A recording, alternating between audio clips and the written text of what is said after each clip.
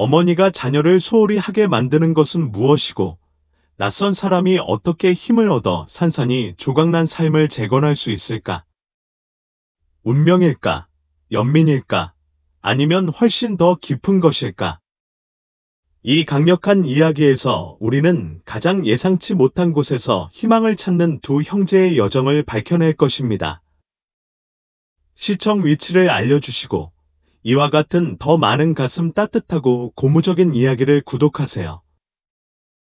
늦은 오후의 햇살이 교외 지역의 조용한 거리에 긴 그림자를 드리웠습니다. 페인트가 벗겨지고 창문이 깨진 낡은 집에서 현우라는 4살 소년이 낡은 테이블 아래에 웅크리고 앉아 있었습니다. 쓰레기 더미에서 버려진 오래된 플립폰을 움켜쥐고 있는 그의 작은 손이 떨렸습니다. 현우는 버튼을 누르며 심장이 두근거렸고 그의 작은 손가락이 기기를 더듬었습니다. 집이 삐걱거리는 소리가 날 때마다 그는 움찔했고 그의 큰 눈은 문을 향해 움직였습니다. 제발 도와주세요. 그는 전화기에 속삭였다. 그의 목소리는 거의 들리지 않았고 두려움에 질려 있었다. 제 형이 다쳤어요. 배터리가 방전되면서 전화가 끊겼고 현우는 어두운 화면을 응시했다. 그의 눈에는 눈물이 고였지만 그는 입술을 깨물고 큰 소리로 울지 않기로 결심했다. 그는 들릴 위험을 감수할 수 없었다. 마을 반대편에서 태양은 책상에 앉아 끝이 보이지 않는 서류를 검토하고 있었다. 정의에 대한 확고한 의지로 유명한 이 베테랑 경찰은 시계를 흘깃보며 하루를 마감할 준비를 했다. 하지만 그때 무전기가 딱딱거리며 어린아이의 희미한 비상 전화를 보고했다. 제임스는 몸을 앞으로 기울였고 본능이 즉시 작용했다. 주소는 그가 잘 아는 집이었고 가정 문제에 대한 불평이 가득한 곳이지만 결코 확실한 것은 없었다. 제임스는 주저없이 무전기를 잡았다. 밀러 경감입니다. 출발했습니다. 그는 단호한 어조로 말했다. 그는 지원을 기다릴 필요가 없었다. 1초라도 중요했다. 그가 그 장소로 달려가자 그의 마음은 가능성으로 가득 찼다. 도움을 요청하는 아이의 간청은 무시할 수 없는 것이었다. 제임스가 도착하자 동네는 으스스하게 조용해졌다. 그 집은 좁은 길 끝에 서 있었고 그 외관은 수년간 방치된 증거였다. 무성한 잡초가 마당을 삼켰고 녹슨 오래된 자전거가 갈라진 포장도로에 쓰러져 있었다. 제임스는 차를 주차하고 차에서 내려 날카로운 눈으로 그 광경을 살폈다. 그 집은 마치 숨을 참고 무언가가 고요함을 깰 때까지 기다리는 것 같았다. 그가 현관문에 다가가자 제임스는 안에서 미묘한 움직임의 흔적을 알아챘다. 깨진 창문을 지나가는 그림자였다. 그의 손은 본능적으로 권총집으로 갔지만 그는 침착함을 유지했다. 그는 단단히 두드리며 경찰입니다. 집에 누구 있나요? 도움 요청 전화가 왔습니다. 라고 외쳤다. 아무런 응답이 없었고 안에서 무언가가 떨어지는 둔탁한 소리만 들렸다. 제임스의 입이 굳어졌다. 그는 지원을 요청했지만 기다리지 않았다. 문을 열고 그는 희미하게 밝은 실내로 들어섰고 손전등이 어둠을 가르며 들어왔다. 곰팡이와 부패의 악취가 즉시 그를 강타했고 그는 약간 움츠러들었다. 집은 엉망진창이었고 가구는 뒤집혀 있었고 바닥에는 쓰레기 더미가 널려 있었다. 희미한 소리가 그의 귀에 들렸다. 거의 들리지 않을 정도로 작은 흐느낌이었다. 제임스는 얼어붙었고 본능이 예민해져서 소리를 따라 집 깊숙이 들어갔다. 제임스는 버려진 집을 조심스럽게 걸으며 손전등으로 잔해 위로 깜빡거리는 광선을 비췄다. 공기는 부패로 가득했고 곰팡이와 쓰레기가 질식할 정도로 섞여 있었다. 한 걸음 내디딜 때마다 유리 파편이 부츠 아래로 삐걱거렸다. 집 깊숙한 곳에서 들리는 희미한 흐느낌이 그를 앞으로 밀어냈고 억압적인 침묵을 꿰뚫는 연약한 소리였다. 그의 날카로운 눈은 복도를 훑어보며 벗겨진 벽지에 새겨진 희미한 긁힌 자국을 포착했다. 복도 끝에 문이 살짝 열려 있었는데 마치 그에게 가까이 오라고 손짓하는 듯했다. 그는 잠시 멈추고 숨을 고르며 본능적으로 경계했다. 조심스럽게 문을 열자 손전등이 가슴 아픈 광경에 비쳤다. 희미하게 밝은 방의 구석에서 10살도 안 된 소년이 녹슨 라디에이터에 기대어 앉아 있었다. 그의 마른 몸은 해진 푸른 셔츠와 반바지로 거의 가려지지 않았고 갈비뼈가 창백하고 멍든 피부에 눈에 띄게 닿았다. 그의 목에는 라디에이터의 볼트로 고정된 사슬에 달린 다른 붉은 끈이 있었다. 소년의 머리는 숙여졌고 숨쉬는 것조차 엄청난 노력이 필요한 듯 얕고 힘겨웠다. 제임스는 천천히 몸을 웅크리고 그의 목소리는 부드럽지만 꾸준했다. 친구야, 내 이름은 제임스야. 널 돕기 위해 왔어.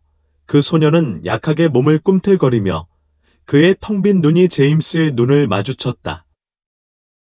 두려움이 번쩍였지만 희망의 빛도 있었다. 지훈. 그 소년이 속삭였고 그의 목소리는 쉰 듯했다. 제임스는 고개를 끄덕였고 소년의 상태에 그의 심장이 쿵쾅거렸다. 좋아. 지훈. 널 여기서 데리고 나갈게.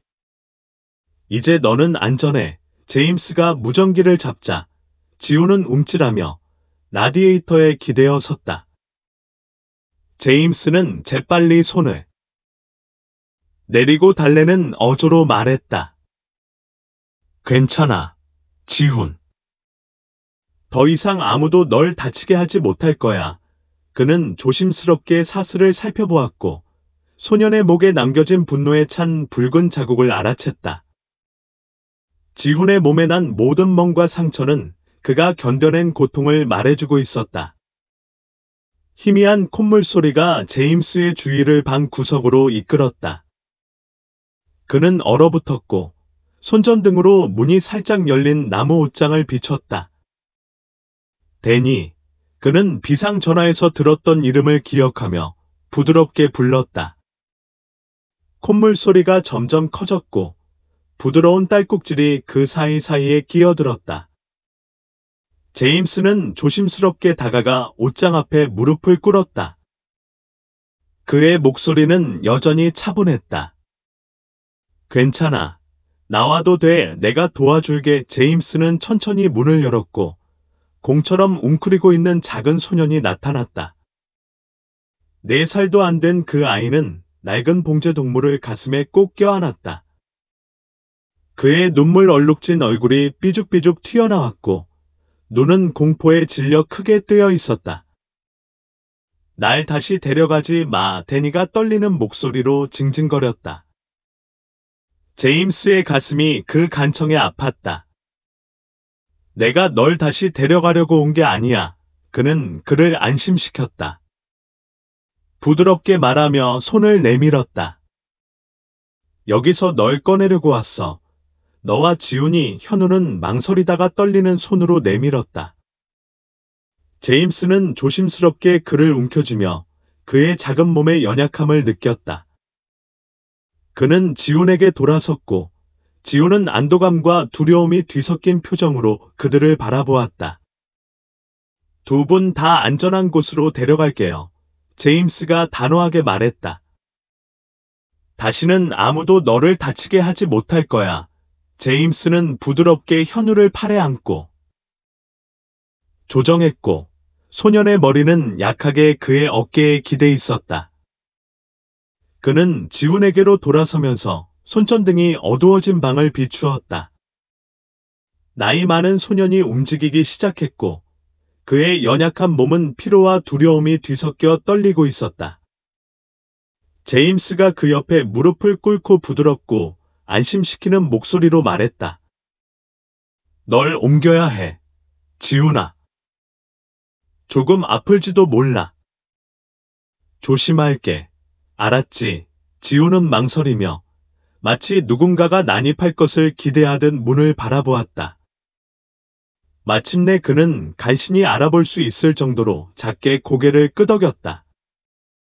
제임스는 조심스럽게 지훈의 목에 두른 사슬을 잡고 벨트에서 꺼낸 작은 도구를 이용해 걸쇠를 손질했다.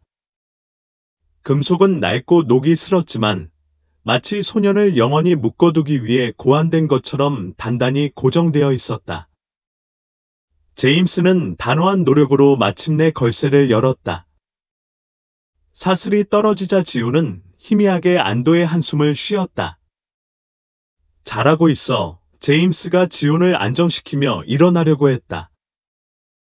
소년은 몸을 움츠렸고 그의 가느다란 팔은 자신의 무게로 떨렸다. 제임스는 재빨리 들어와서 지훈을 지탱했다. 천천히 해. 곧 여기서 나가게 해줄게. 여전히 봉제 인형을 움켜쥐고 있던 현우는 눈물이 흐르는 얼굴을 지훈 쪽으로 돌렸다. 지훈. 그는 속삭이며 작은 손을 내밀었다. 지훈은 약하게 미소를 지었다. 제임스가 그에게서 본 첫 번째 삶의 빛이었다. 제임스는 두 소년을 꽉 붙잡고 복도로 안내했다. 한 걸음 한 걸음이 느리고 신중했고 나이 많은 소년이 그에게 무겁게 기대고 있었다. 집은 그들의 무게로 삐걱거렸고 낡은 바닥판은 모든 움직임에 항의했다. 그들이 정문에 도착했을 때 제임스는 멀리서 다가오는 사이렌 소리를 들었다. 안도감이 그를 휩쓸었다. 지원과 의료 지원이 거의 도착했다. 조금만 더 기다려. 제임스가 침착한 어조로 말했다. 거의 다 나갔어. 밖의 신선한 공기는 집안에 숨막힐 듯한 분위기와 극명하게 대조되었다. 제임스는 현우를 안고 지훈이 그 옆을 따라 걸어갔고 자유의 숨결 하나하나가 그들을 안전에 더 가까이 데려갔다. 순찰차가 멈추고 두 명의 경찰이 뛰어내렸는데 소년들의 상태를 보고 표정이 굳어졌다. 지금 당장 의료진을 불러와. 제임스가 명령했다. 그의 목소리는 단호했지만 긴박감이 깃들어 있었다. 경찰 중 한 명인 보영이 고개를 끄덕이고 바로 뒤에 있는 구급대원에게 무전으로 연락했다. 제임스는 현우를 조심스럽게 풀밭에 내려놓았고 소년은 마치 생명줄처럼 봉제 인형을 꼭 붙잡고 있었다. 지훈은 너무 약해서 일어설 수 없어. 동생 옆에 무릎을 꿇었다. 제임스는 그들과 함께 무릎을 꿇었고 그의 보호적인 존재감은 소년들을 주변의 혼란스러운 활동으로부터 보호했다. 그는 재킷 주머니에 손을 넣고 물병을 꺼내 지훈에게 주었다. 한 모금만. 그는 지시했다. 지훈은 따랐고 떨리는 손으로 병을 흔들림 없이 잡으려고 애썼다. 제임스는 그를 도우며 병을 그의 입술로 가져갔다. 그러는 동안 현우의 커다랗게 뜬 눈은 여전히 두려움으로 가득했지만 이제는 희미한 희망의 기미로 반짝이며 그 광경을 훑어보았다. 이제 안전해. 제임스가 두 소년을 바라보며 말했다. 다시는 아무도 너를 해치지 못할 거야. 자동차 엔진 소리가 제임스의 주의를 끌었다. 낡은 세단이 길 끝에 멈춰 서 있었고 차에 탄 사람들은 멀리서 지켜보고 있었다. 제임스의 본능이 타올랐다. 그는 차에서 내리는 여자를 알아봤다. 수진, 소년들의 어머니. 그리고 그녀 뒤에는 오만함과 악의가 가득한 표정을 한 남자가 있었다.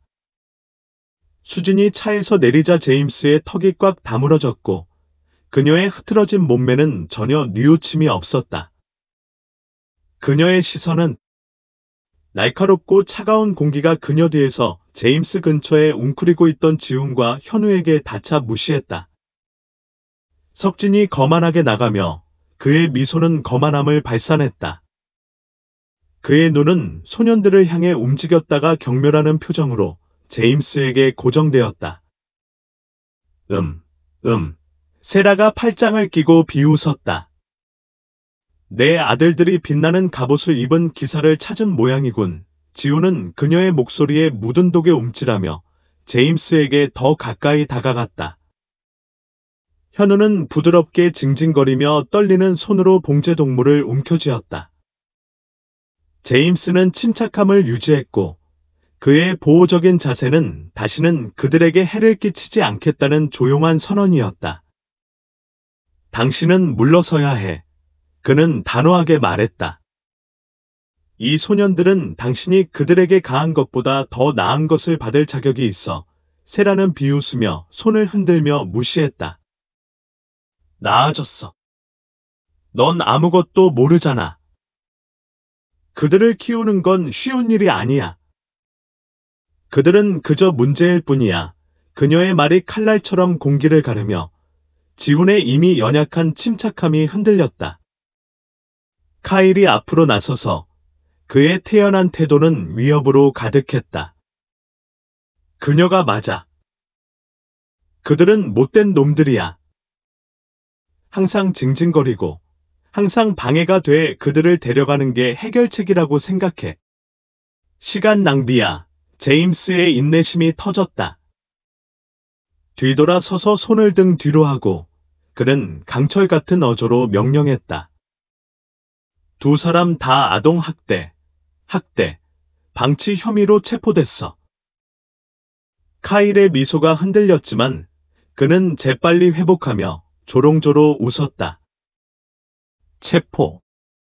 넌 내가 누구를 건드리고 있는지 전혀 모르잖아. 사실, 알아. 제임스가 반격했다. 너는 아이들을 괴롭히고도 그냥 넘어갈 수 있다고 생각하는 사람이야. 오늘은 아니야. 지원 경찰이 도착하여 제임스를 따라가며 두 사람을 제지했다. 카일의 허세는 수갑이 손목에 걸리면서 무너졌다. 사라의 저항은 절박함으로 바뀌었고 그녀의 항의는 법 집행기관이 통제권을 잡는 소리에 묻혔다. 제임스는 소년들에게 돌아서서 눈물 어린 그들의 눈을 마주치기 위해 웅크리고 있었다. 그들은 더 이상 너희를 다치게 하지 않을 거야.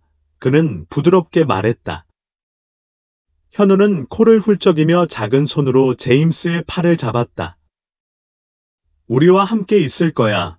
제임스는 현우의 어깨에 손을 얹었다. 난 아무데도 가지 않을 거야. 이제 너는 안전해. 구급대원들이 재빨리 도착하여 혼란이 진정되자 지훈과 현우를 진찰했다. 제임스는 그들의 곁에 남았고 그들이 처음으로 안전해진 순간에 확고한 존재감을 보였다. 구급대원들은 재빠르게 일했고 그들의 숙련된 손은 소년들의 상태를 확인하면서 정밀하게 움직였다. 지훈은 구급차 가장자리에 앉았고 그의 연약한 몸은 살짝 흔들렸다. 산소 마스크가 그의 얼굴을 덮었고 담요가 그의 어깨에 걸쳐져 있었다. 근처에서 현우는 그의 봉제동물을 붙잡고 있었고 그의 큰 눈은 구급대원과 제임스 사이를 불안하게 왔다 갔다 했다. 잘 지내, 친구야. 제임스는 지훈에게 부드럽게 말하며 차분하고 꾸준한 목소리를 유지했다. 그는 소년의 두려움을 볼 수 있었지만 신뢰의 성광도 있었다.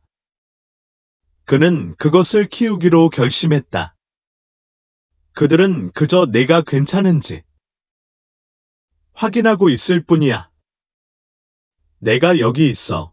현우는 제임스의 소매를 잡아당겼고 그의 작은 목소리가 그 순간을 뚫고 나왔다. 지훈이 아파. 나랑 같이 집에 올 수 있어. 그의 질문에 담긴 순진함은 제임스의 가슴 깊은 곳을 뒤틀었다. 지온이 너 없이는 어디에도 가지 않을 거야. 제임스는 그를 안심시키며 그의 작은 어깨에 손을 부드럽게 얹었다. 두 사람 다 같이 있을 거야. 내가 해낼게. 구급대원들이 지온을 이송할 준비를 하는 동안 제임스는 사라와 카이를 담당하는 경찰관들에게 주의를 돌렸다. 그가 서 있는 곳에서 그는 카일이 욕설을 퍼붓는 것을 들을 수 있었고 그의 목소리는 좌절감에 높아졌다. 이건 농담이야. 아무것도 증명할 수 없어. 그들은 그저 아이들일 뿐이야. 항상 주의를 끌기 위해 거짓말을 하잖아. 제임스의 입이 굳어졌지만 그는 소년들에게 계속 집중했다. 카일의 망상적인 허세에 맞서는 것은 그의 우선순위가 아니었다. 지온과 현우의 안전을 보장하는 것이 우선순위였다. 그는 보영에게 고개를 끄덕이며 조용히 상황을 억제하라고 신호를 보냈다. 지온의 약한 목소리가 그의 주의를 돌렸다. 그들이 사라졌어. 그는 물었고 산소 마스크 때문에 그의 말이 흐릿하게 들렸다. 그의 움푹 들어간 눈은 소란스러운 곳을 향해 움직였다. 그들이 데려가지고 있어. 제임스가 말하며 그의 시선을 마주치기 위해 웅크리고 있었다. 그들은 다시는 너나 현우를 다치게 하지 않을 거야. 약속해. 그 말은 지온을 달래는 듯했지만 제임스는 그의 표정에서 여전히 남아있는 두려움을 볼 수 있었다. 쉽게 사라지지 않을 두려움이었다. 그는 구급대원들이 작업을 마치는 동안 일어섰다. 우리가 그들을 병원에 바로 데려가야 해. 그들 중 한 명이 다급한 어조로 말했다. 지훈이는 심하게 탈수되었고 두 소년 모두 영양실 조입니다. 우리는 완전한 평가가 필요합니다. 내가 그들과 함께 갈게. 제임스가 주저없이 말했다.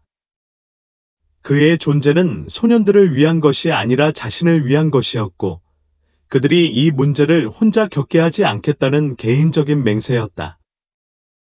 구급차 문이 닫히자 제임스는 지훈과 현우 사이에 앉았다. 지훈은 들것에 몸을 기대고 앉았고 그의 작은 몸집은 강렬한 구급차 조명 아래에서 더욱 연약해 보였다. 그 사이 현우는 제임스의 팔을 꼭 움켜쥐었다. 그의 그립은 그렇게 작은 사람에 비해 놀라울 정도로 강했다. 우리를 떠나지 않을 거야. 그렇지. 현우가 떨리는 목소리로 속삭였다. 제임스는 그의 시선을 마주쳤고 자신의 목소리는 확신에 차서 흔들렸다. 나는 바로 여기 있을 거야. 이제 너는 안전해. 사이렌 소리가 울려 퍼지고 구급차가 병원으로 달려갔다. 제임스는 지훈과 현우를 내려다보았다. 그들의 삶은 지난 1시간 동안 영원히 바뀌었다. 그는 그들의 미래가 과거와 같지 않도록 최선을 다하겠다고 조용히 맹세했다. 구급차가 병원 입구로 다가왔고 깜박이는 불빛이 보도에 긴 그림자를 드리웠다. 문이 열리면서 날카로운 그림자가 건물벽에 드리워졌다. 제임스는 구급대원들이 지훈과 현우를 들것에 조심스럽게 옮기는 것을 도왔다. 소년들은 응급실로 재빨리 옮겨졌고 제임스는 바로 뒤를 따랐다. 그의 보호 본능은 흔들리지 않았다. 병원 안에서는 분주한 활동이 벌어졌다.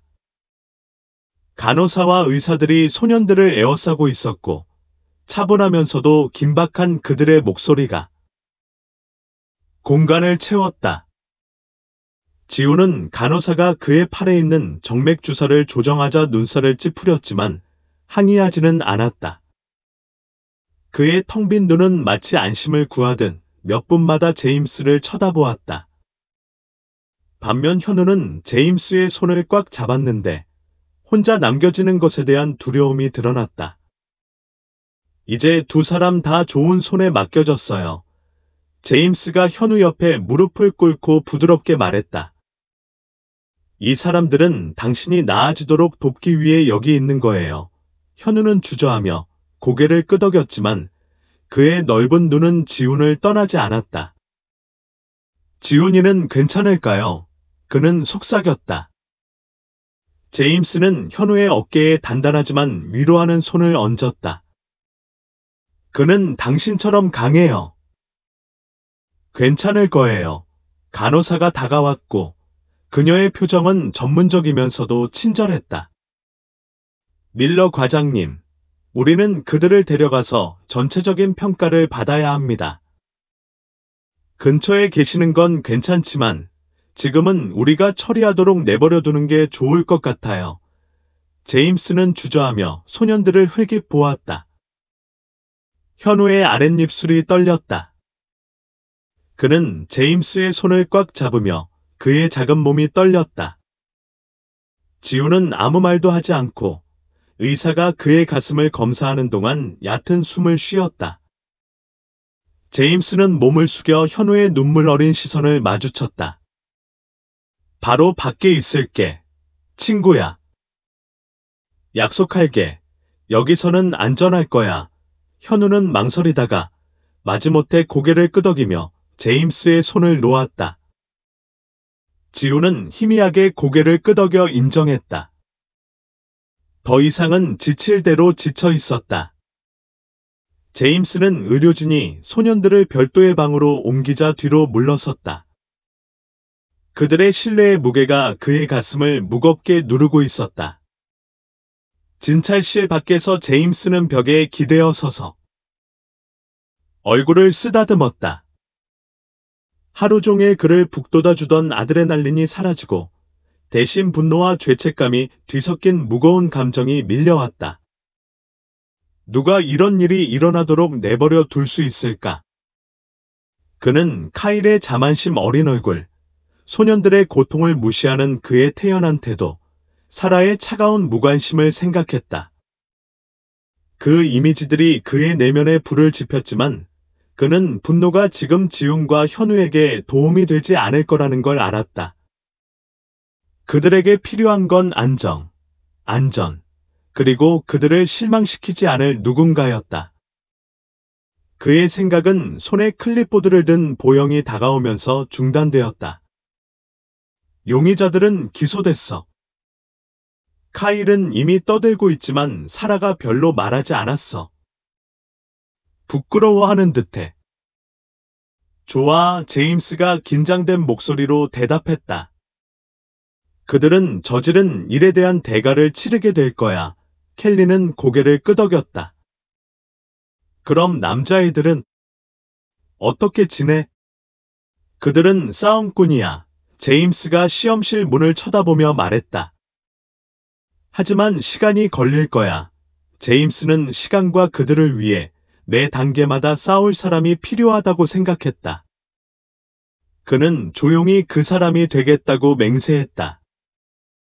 제임스는 병원 대기실에 앉아 있었고 천장 조명의 조용한 웅얼거림은 그날의 혼란과는 극명한 대조를 이루었다. 그는 지훈과 현우를 생각하며 마음이 두근거렸다. 그들이 견뎌낸 상상할 수 없는 공포와 앞으로의 긴 여정. 그는 시험실로 이어지는 이중문을 흘깃 보았고 그들이 안전하다는 것을 알 때까지 쉬는 것을 그의 보호 본능이 거부했다. 간호사가 나타났는데 그녀의 표정은 전문성과 공감이 뒤섞여 있었다. 밀러 과장님, 그녀는 부드럽게 말하며 그에게 따라오라고 손짓했다. 제임스는 즉시 일어섰고 그의 부츠는 광택이 나는 바닥에 무겁게 닿았다. 지훈과 현우는 지금은 안정적입니다. 둘 다 심각한 영양실조와 탈수 상태이지만 초기 치료에 잘 반응하고 있습니다. 지훈의 부상은 더 심각합니다. 멍이 들고 제대로 치유되지 않은 오래된 골절이 있지만 그의 생명에 즉각적인 위협은 없습니다. 제임스는 안도감을 느끼며 숨을 내쉬었다. 볼 수 있나요? 간호사가 고개를 끄덕였다. 함께 소아과 회복실로 옮겨집니다. 제가 거기로 데려다 드릴게요. 그들이 방에 들어서자 제임스의 가슴은 두 소년을 보고 아팠다.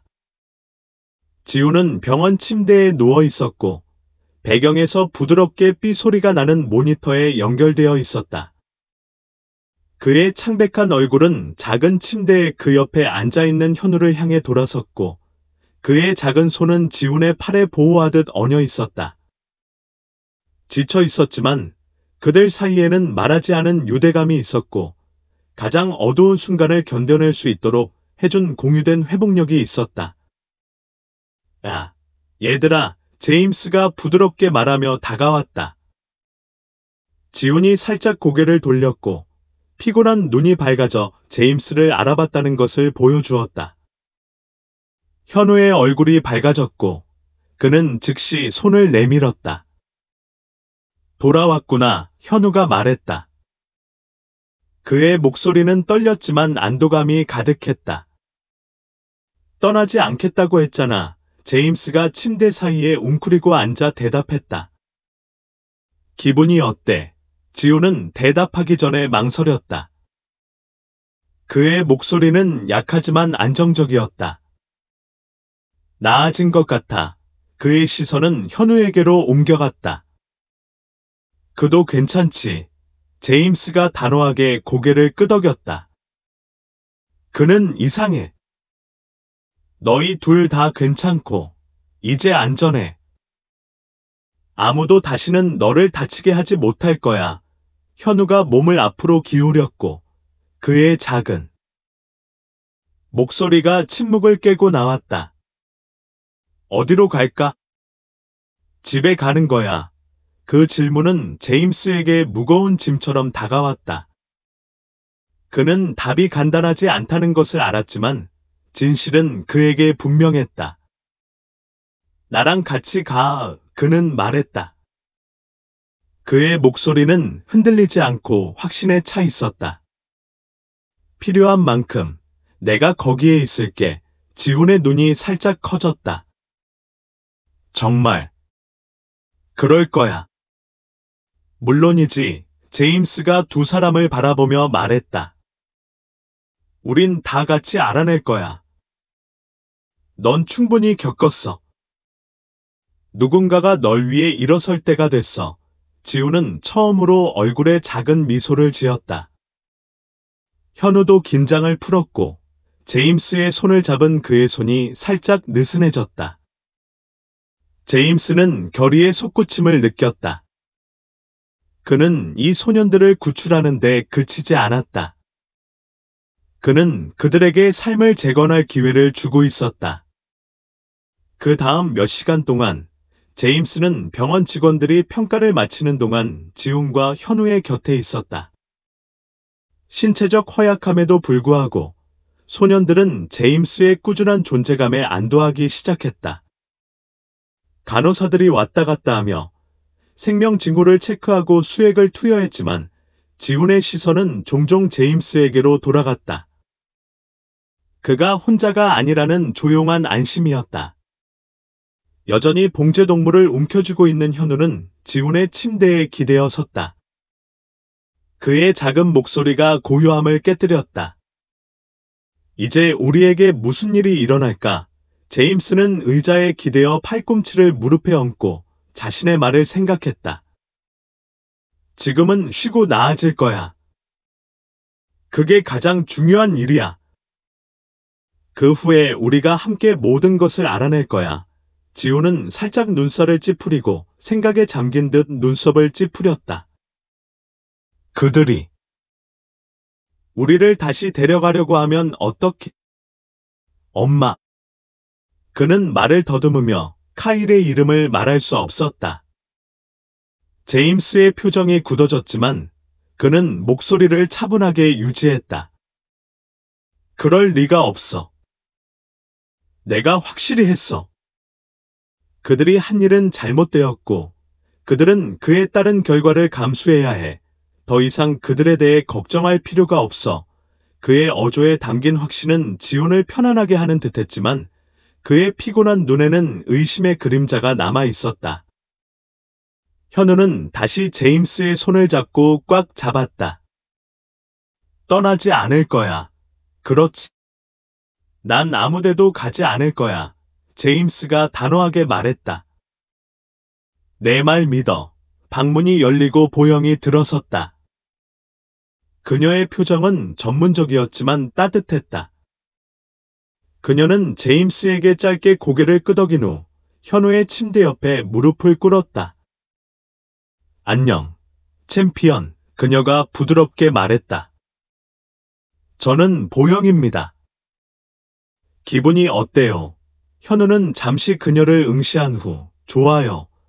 그럴 거예요. 라고 중얼거렸다. 그녀는 부드럽게 미소 지었다. 그거 듣기 좋네요. 밀러 경감이 당신을 안전하게 지키기 위해 정말 열심히 일하고 있다는 걸 알려드리고 싶었어요. 당신을 지켜봐주는 정말 대단한 사람이 있어요. 현우는 제임스의 손을 꽉 잡았고 지호는 같은 감정을 담은 듯한 표정으로 그를 쳐다보았다. 제임스는 목청을 가다듬으며 자부심과 겸손이 뒤섞인 감정을 느꼈다. 저는 그저 옳은 일을 하고 있을 뿐이에요. 그는 단순히 말했다. 켈리가 일어나자 그녀는 제임스에게 기대며 목소리를 낮추었다. 긴급 보호소에 대한 서류가 진행 중이에요. 시간이 걸리겠지만 곧 임시 보호소를 갖게 될 거예요. 그때까지 CPS에서 그들을 당신의 보호 하에 두겠다는 요청을 승인했어요. 제임스는 안도감을 느꼈다. 고맙구나, 켈리. 좋은 소식이야. 우리가 할 수 있는 최소한의 일이야. 그녀가 대답하고 나서 다시 나갔다. 제임스는 다시 소년들에게 주의를 돌렸다. 잠시 나와 함께 있어야 할 것 같구나. 그는 작은 미소를 지으며 말했다. 지호는 몇 년 만에 처음으로 진짜 웃음을 터뜨렸다. 괜찮을 것 같아. 현우는 힘차게 고개를 끄덕였고 그의 넓은 눈이 밝아졌다. 너랑 있는 게 좋아. 그날 처음으로 제임스는 가슴에 희망이 피어나는 것을 느꼈다. 그들은 앞으로 긴 길을 가야 했지만 함께 걸을 것이다. 다음 날 아침, 햇살이 병실 창문으로 쏟아져 들어와 지훈과 현우에게 따뜻한 빛을 비췄다. 제임스는 거의 잠을 자지 않았고 그의 의자는 침대 가까이로 끌어당겨져 있었다. 그는 계속 지켜보고 있었다.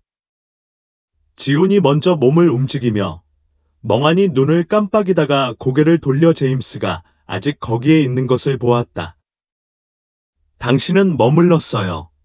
지훈이 부드럽게 말했고 그의 목소리는 조용한 불신으로 물들었다. 제임스가 부드러운 미소를 지었다. 내가 떠나지 않을 거라고 말했지. 현우가 하품을 하며 작은 팔을 앞으로 뻗었다. 그는 침대에서 내려와 지훈 옆으로 걸어갔다. 좋은 아침이야. 지훈아, 그는 졸리지만 쾌활한 목소리로 말했다.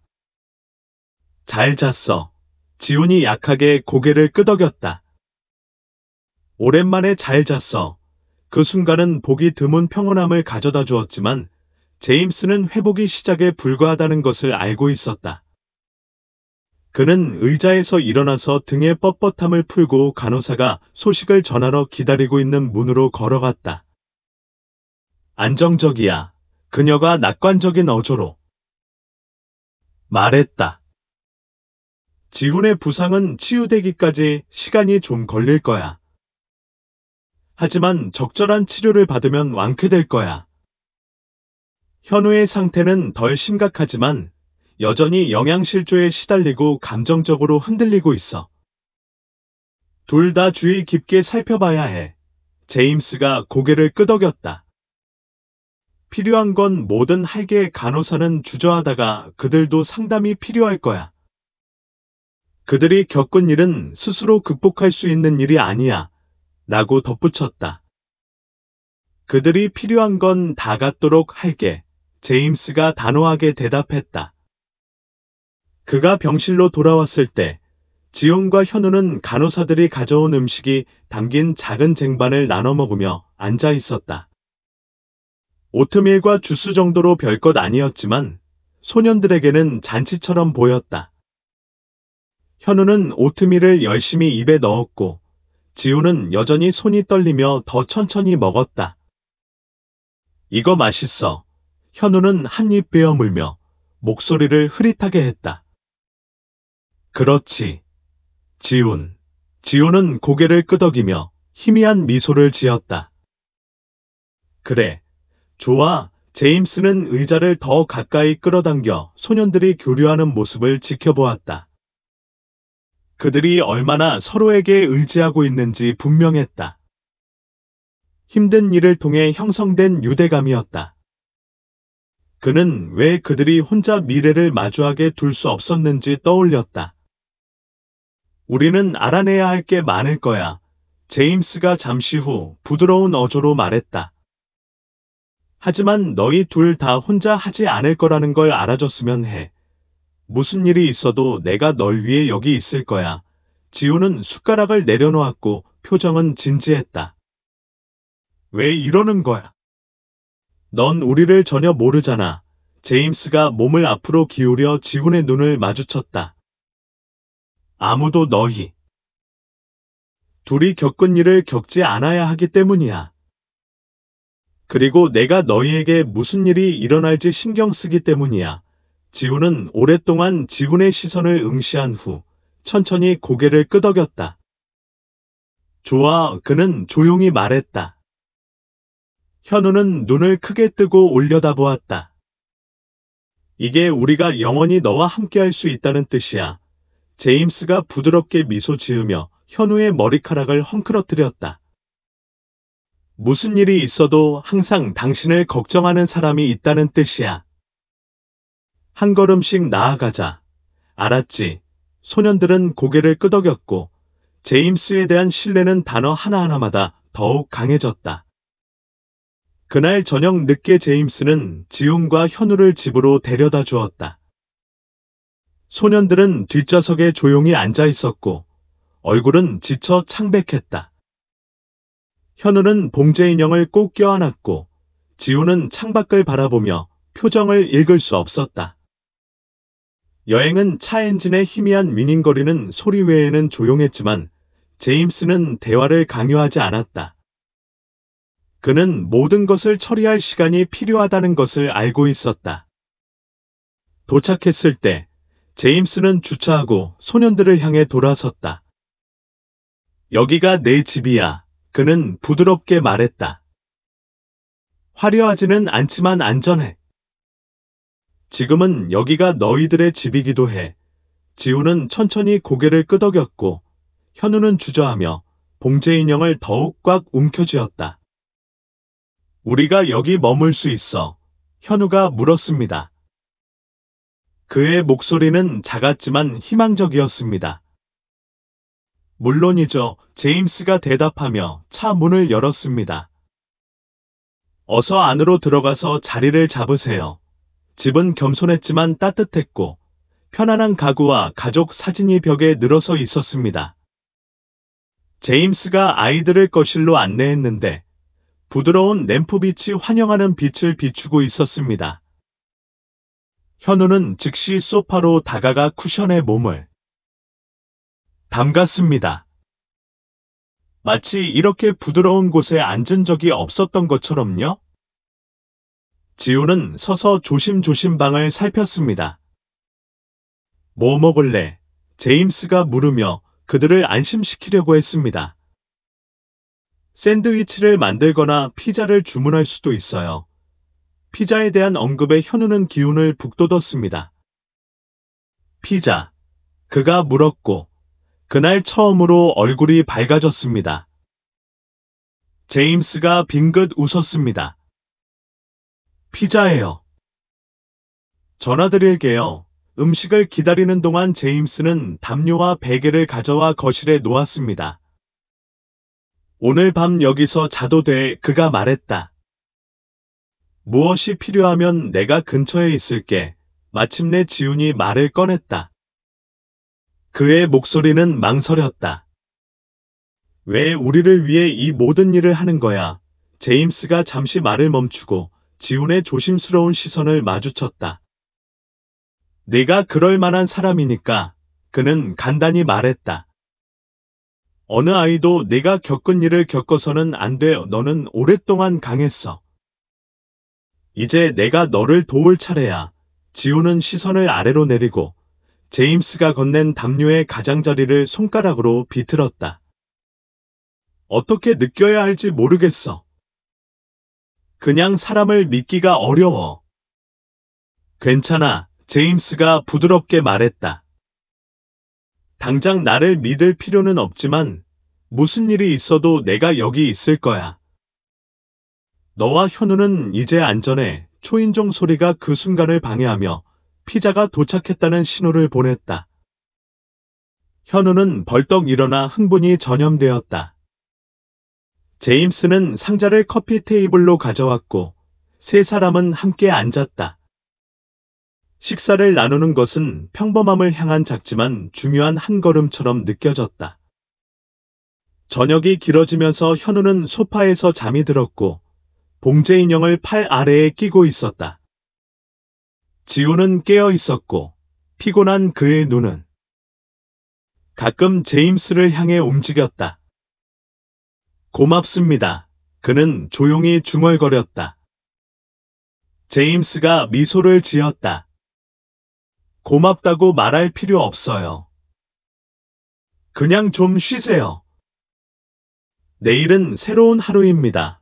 다음 날 아침, 거실 창문으로 햇살이 쏟아져 들어와 아직 깊이 잠들어 있는 두 소년에게 부드러운 빛을 비추었다.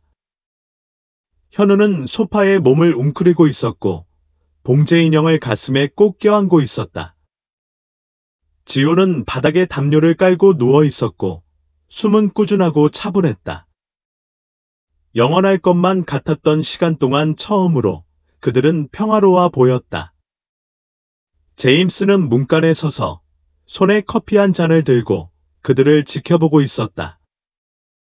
그의 마음은 이미 계획으로 가득 차 있었다. 아동복지 서비스에 전화하고 치료 세션을 준비하고 소년들이 치유를 시작하는 데 필요한 모든 것을 갖도록 하는 것이었다. 하지만 지금은 조용한 순간을 감상하도록 내버려 두었다.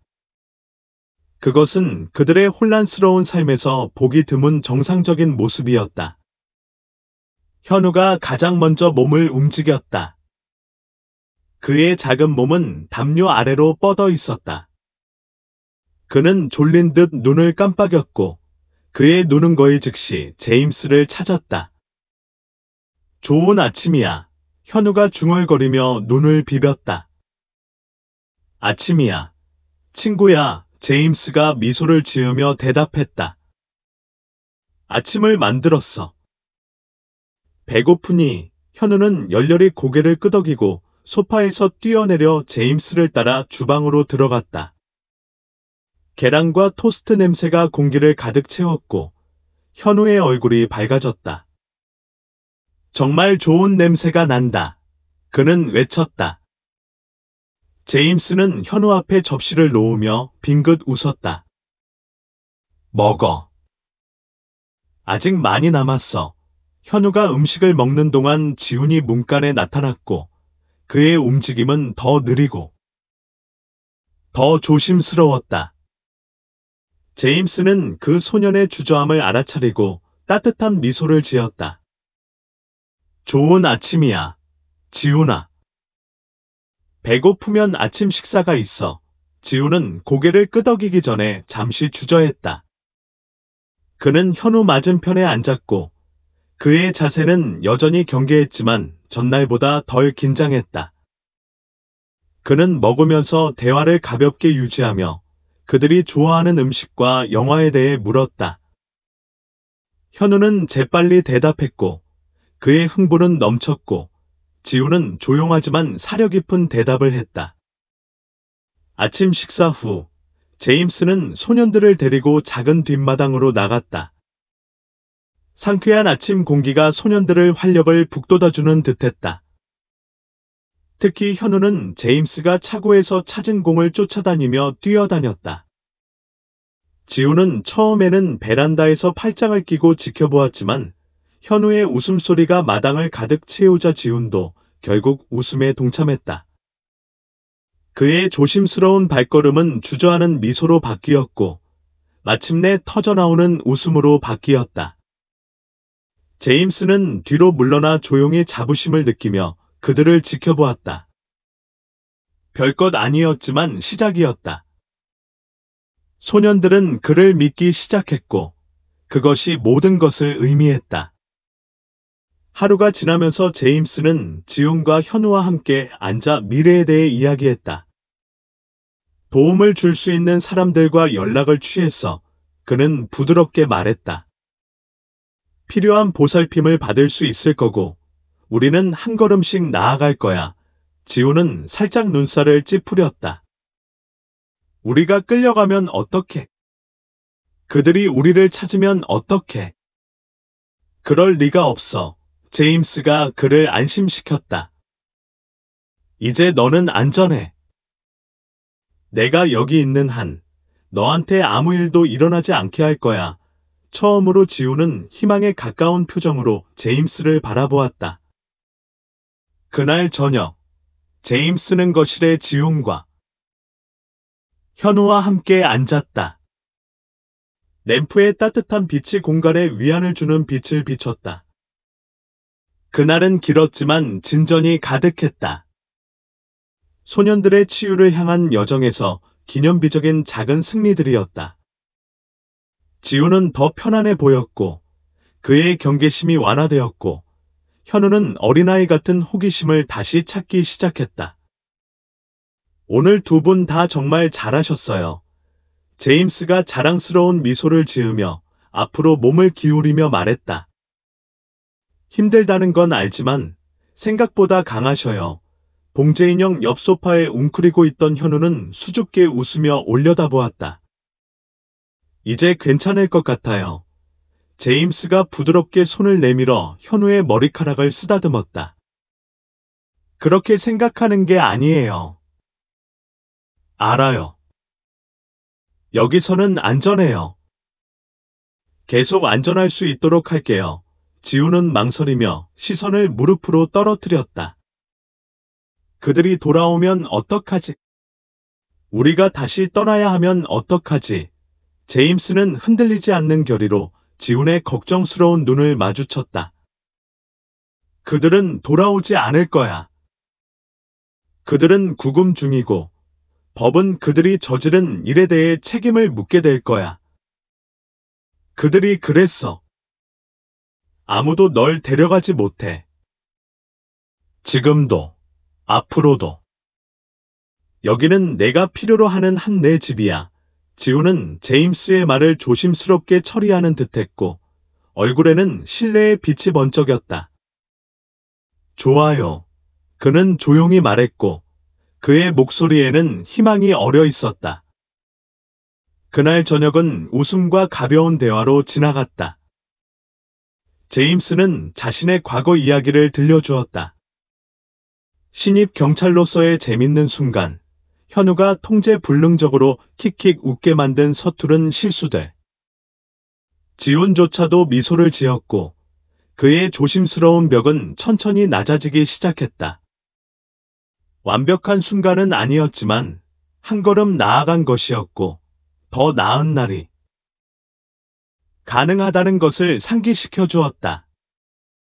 취침 시간이 되자 제임스는 소년들이 여분의 방에 마련한 임시 침대에 안착하도록 도왔다. 지훈은 문 앞에서 주저하며 제임스를 돌아보았다. 가까이 있을 거야. 바로 여기 있을게. 제임스가 그를 안심시켰다. 오늘 밤이나 앞으로는 아무것도 걱정할 필요가 없어. 현우는 담요 속으로 몸을 파묻고 속삭였다. 잘 자. 잘 자. 현우.